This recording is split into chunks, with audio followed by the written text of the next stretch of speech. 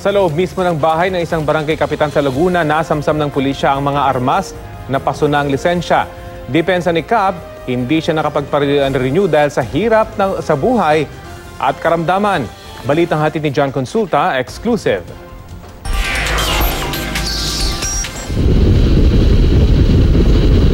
Nang marating ng Laguna SWAT at Laguna Provincial Intelligence Branch ang bahay na target sa Barangay San Nicolas, Baen, Laguna, kanina madaling araw, dahang-dahang inakyat ang bakod sa pinalibutan ng compound para raw mapigilan ang sino mang magtatangkang lumaban o tumakas.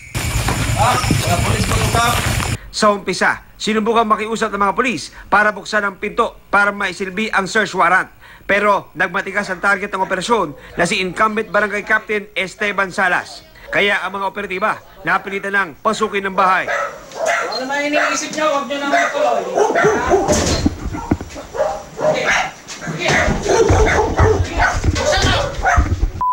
Sige!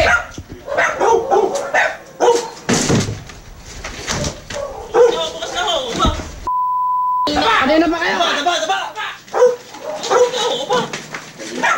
Kanina pa kayo dinadaan sa diplomasya kanina? Pasensya na po. Nang halugugin ng bahay, nakita sa itaas ng cabinet ang isang caliber 45 Colt pistol.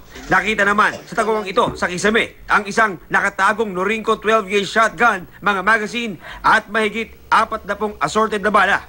Depensa ni Cap, di na niya na-renew ang lisensya ng mga baril dahil sa hirap ng buhay at may sakit na iniinda. Talagang nag-try ako minsan, pinababalik-balik ako.